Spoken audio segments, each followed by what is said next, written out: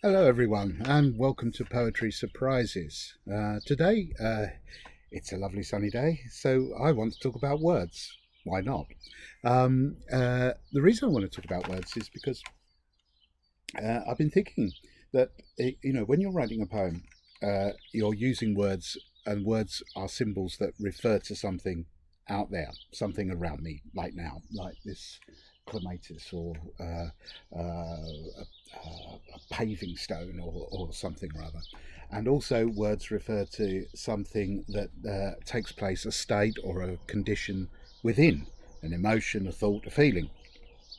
And it's often the juxtaposition of these two things, as we saw, for example, in the poem Frog that I read the other day, where the impact of a poem occurs. In this case, with the frog, it was the departure of the frog left a hole, a gap in inside, as well as an emptiness in the garden. And I wanted to look today at something that really interests me, which is when you're confronted with not understanding words, not understanding meaning, when meaning is robbed of words, either by lack of context or not understanding the language, something like that. And these can often reveal things about the world and also leave you quite surprised, shocked, quite depressed, quite alienated. And I just wanted to read a couple of poems from Rogue Seed because this was a transplantation from one culture into another. It was not as extreme as, say, when I went to work in China, where the first day I arrived and I was just in transit, it was complete culture shock because I couldn't understand anything around me. But it's still a difference of cultures, and it leaves you experiencing the world differently. So I'm going to read two poems. The first one is called Understanding. Understanding. The joy of not understanding. To spend hours reading languages you guess at and make no sound. And TV where the plot's opaque. To be lost watching figures move and be moved around a landscape I can't care for nor place. It's not the mystery, as when you look up at the stars and wonder at time, space, and all that.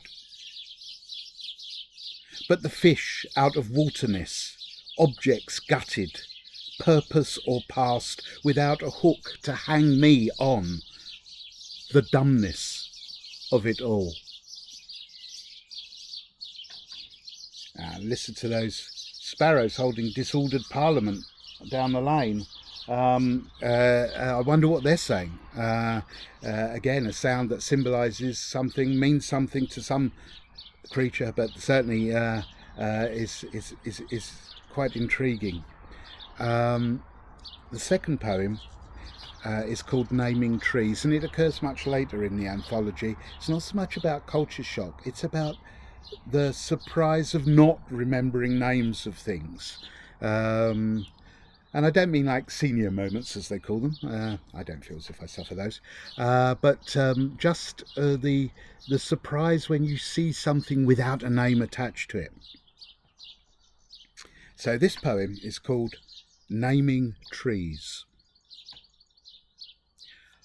I'm nonplussed in woodland, troubled by trouble naming trees.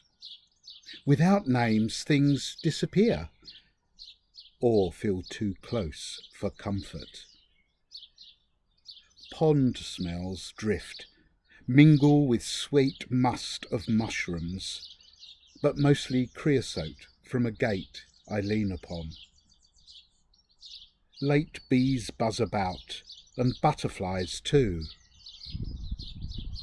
There's a blackbird singing to itself, and a frog rasps up.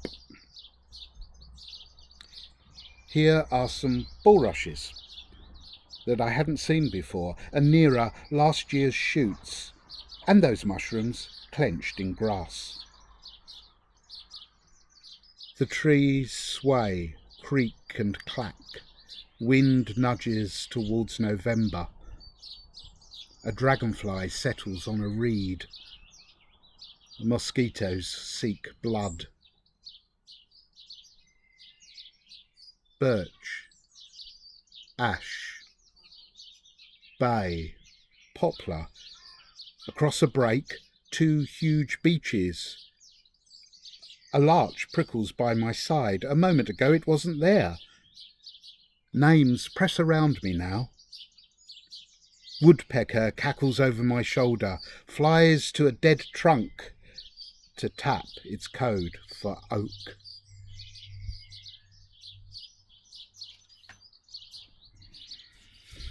Well, I hope you enjoyed those 2 poems. Poems about naming things, about finding names for things, and about seeing things, I suppose. Tomorrow I'll be back with another poetry surprise. In the meantime, I think I'm just going to lie back and enjoy the sunshine. Bye for now.